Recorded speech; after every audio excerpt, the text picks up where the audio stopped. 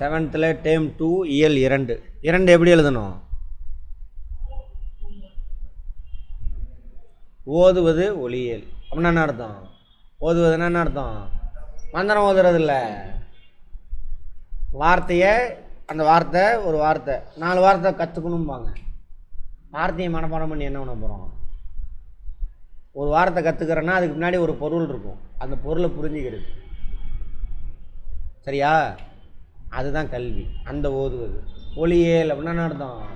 சாவர வரைக்கும் நிறுத்தக்கூடாது, டெய்லி ஏதாவது கற்றுக்கிட்டே இருக்கும். கற்றுக்கினா வார்த்தையை மனப்பாடம் பண்ணுறதில்ல, இவனுங்க லெவல் வார்த்தையை மனப்பாடம் பண்ணுறது. ஒரு வார்த்தையை கற்றுக்கிறேன்னா அதுக்கு பின்னாடி ஒரு பொருள் இருக்கும், அதை தெரிஞ்சுக்கிறது. சரியா?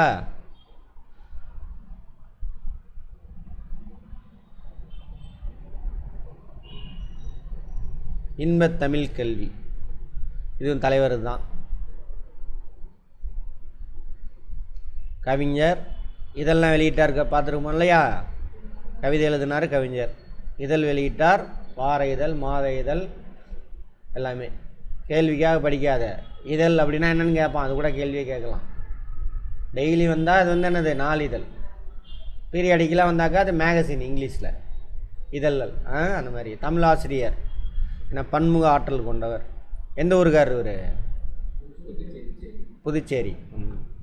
கவிதை, கதை, கட்டுரை, நாடகம், இதெல்லாம் அவர் எழுதின எல்லா நாடகம்லாம் பார்த்துருக்கோம். பாண்டியன் பரிசு, அழகின் சிரிப்பு, இசையமுது, இருண்ட வீடு, குடும்ப விளக்கு, கண்ணகி புரட்சி காப்பியம். கண்ணகி புரட்சி காப்பியம்னா எதை பற்றினது? சிலப்பதிகாரம். பல நூல்களை எழுதியுள்ளார். பிசுராந்தையார் என்னும் சாகித்ய அகாடமி நாடக நூலுக்கு கிடச்சிருக்கு. பிசுராந்தையார்னா யாருன்னு கேட்டேனே, யாராவது பார்த்தீங்களா? எழுதியிருக்காரு, சங்ககால புலவர். Very good. நான் இங்கே எதை கேட்குறேன்னா போய் பார்க்கணும், அப்போ தான் நீங்கள் வந்து ஆக்டிவாக இருக்கீங்கன்னு அர்த்தம். அதில் இருந்தால் கேள்வி வரும். சரியா? எங்கள் மணி என்னணும் இல்லையா? வந்துட்டீங்களா? சரி சரி. இவர் எழுதிய பிசுராந்தையார் சாகித்ய அகாடமி கேட்பாங்க, முக்கியமான கேள்வி.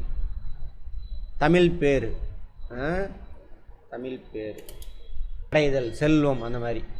தமிழ் பேர், தமிழ்ங்கிறது செல்வம் தானே. அவ்வளோ பொக்கிஷம் கிடக்குது, அவ்வளோ விஷயம் கண்டுபிடிச்சி வச்சுருக்கிறான் தமிழில். எத்தனைக்கும்னா முயல்தல், முயற்சின்னு அர்த்தம். வேர்ப்புனா மலை, மலை என்னது? மவுண்டெயின். கலனினா வயல், தெரியும். நிகர், சமம். பரிதினா கதிரவன். யார் கதிரவன்னா? சூரியன். பரிதி இன்னொரு பேர் என்ன? ஞாயிறு. என்னது அப்படின்னா? ஜாகிரபி பார்த்துக்கிட்டு இருக்குமே. சூரியன்னா என்ன? அது ஒரு நட்சத்திரம். நட்சத்திரம்னா என்ன? தானே வெப்பத்தையும் ஒளியை உற்பத்தி பண்ணுறது. வெப்பந்தான் ஃபஸ்ட்டு சொல்லணும், வெப்பந்தான் ஒளியாக மாறும். குட்.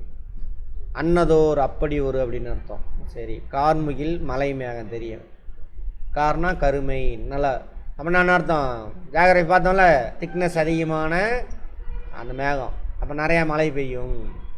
எப்போ கன்வெக்ஷன் கரண்ட் பார்த்தோம்ல, சூரிய ஒளி வராது, அப்போ கீழே எப்படி இருக்கும்? கருமையாக இருக்கும் அப்படின்னு அர்த்தம். துயின்றிருந்தார், உறங்கி இருந்தார். துயின்றிருந்தார்னா உறங்கி இருந்தார். ஏடெடுத்தேன் கவி ஒன்று வரைந்திட என்னை எழுதென்று சொன்னது வான் ஓடையும் தாமரை பூக்களும் தங்களின் ஓவியம் திட்டுக என்றுரைக்கும் காடும் கலனியும். புரியுதானு?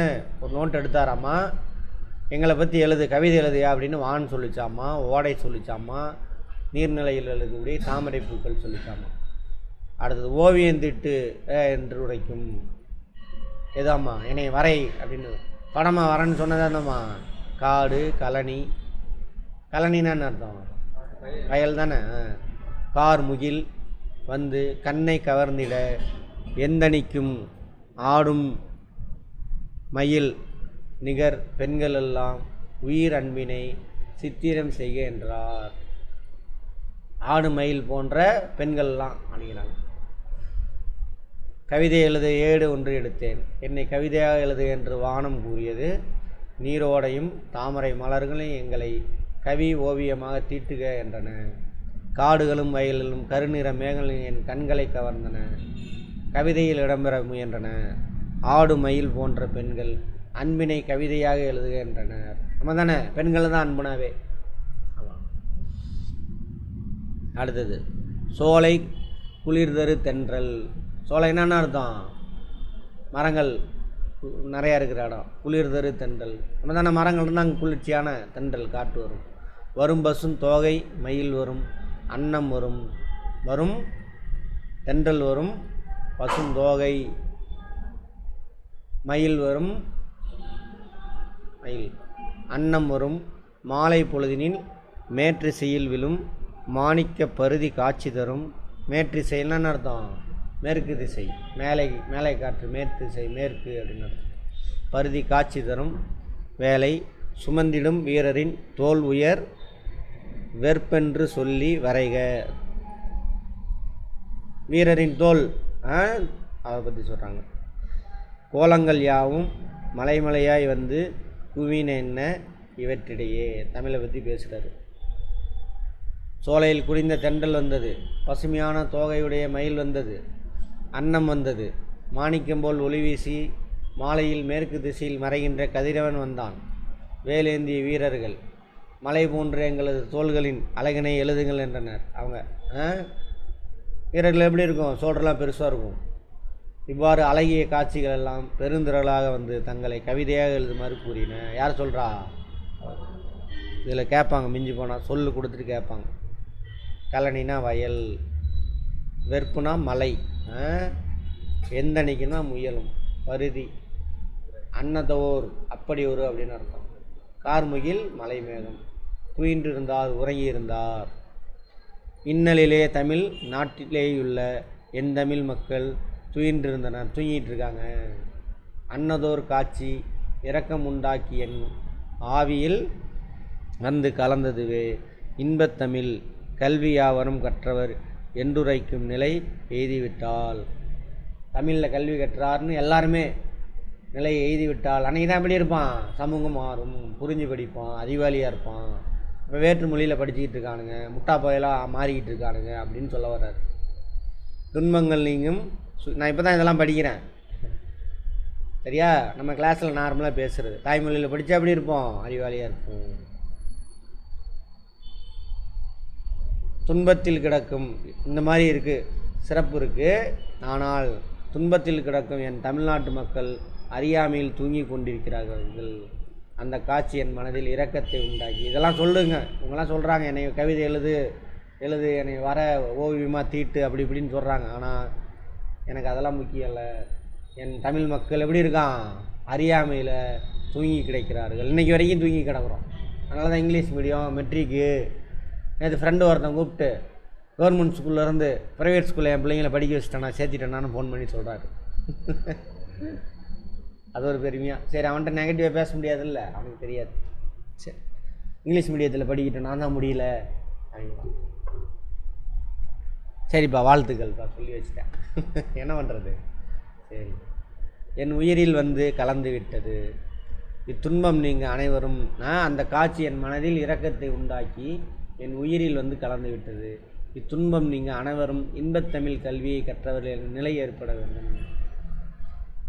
தமிழில் படித்தேன்னா இன்றைக்கி அப்படியே படிக்க வச்சுருந்தானுங்க. 70 மட்டும் அந்தால் நினச்சது நடந்திருந்தது. எல்லா புக்கும் தமிழில் கொண்டு வந்து காலேஜ் வரைக்கும் எல்லாம் தமிழ்லேயே படிச்சிருப்பான், புரிஞ்சு படிச்சிருப்பான்.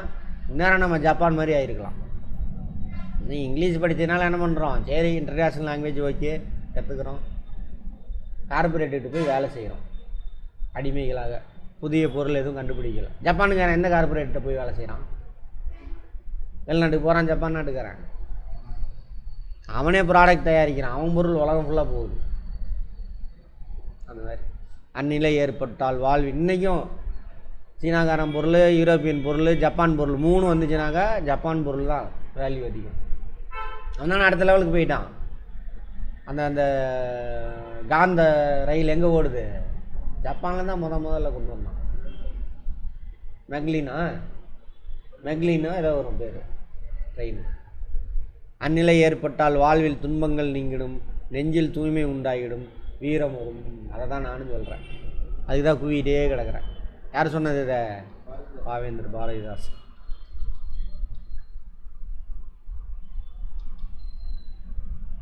தாய்மொழி கல்வி தான் நாம் புரிஞ்சு படிப்போம். எல்லா சப்ஜெக்ட்டுமே அப்படி தான். வார்த்தைக்கு அர்த்தம் தேருங்க, தயவு செஞ்சு மனப்பாடம் பண்ணாதீங்க வார்த்தைகளை. பெண்களுக்கு நிகராக பாரதிதாசன் கூறுவது மயில். மலையை குறிக்கும் சொல் வெறுப்பு. ஏடெடுத்தேன், துயின்றிருந்தார்,